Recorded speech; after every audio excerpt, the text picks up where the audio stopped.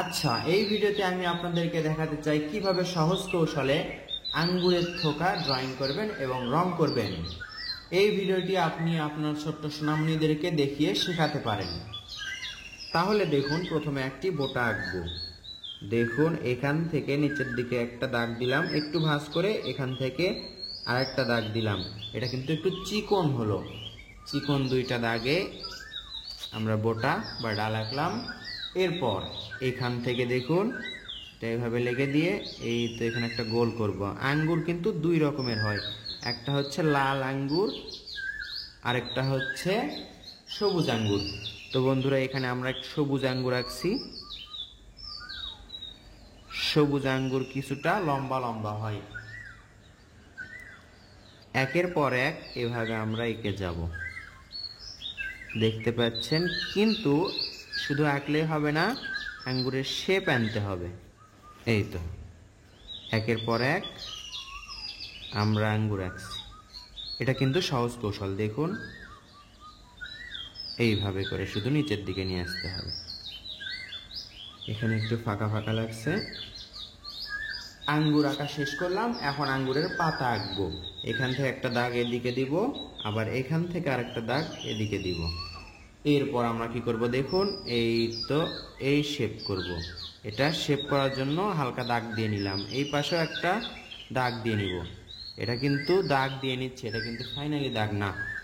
এরপর দেখুন এইভাবে করে এই তো এটা করলে এই পাতাটা আঁকা আমাদের জন্য সহজ হয়। আঙ্গুরের পাতা এরকম হয়।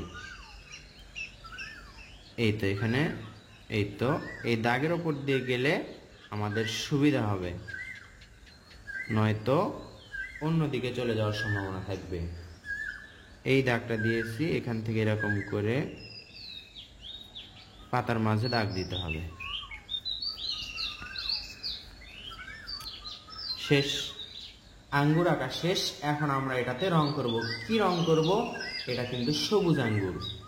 সবগুলো আঙ্গুরে আমরা এরকম করে হালকা সবুজ রং করব। একের পর এক আমরা আঙ্গুরে রং করছি, রংগুলো যেন বাহিরে না যায়। আঙ্গুরের রং কিন্তু হালকা সবুজ রং। এরপর আমরা এখানে দেখতে পাচ্ছেন হালকা সবুজ বা টিয়া রংটা আমরা করে রাখছি। এরপর এর মাঝে হচ্ছে গাঢ় সবুজ রংটা করব।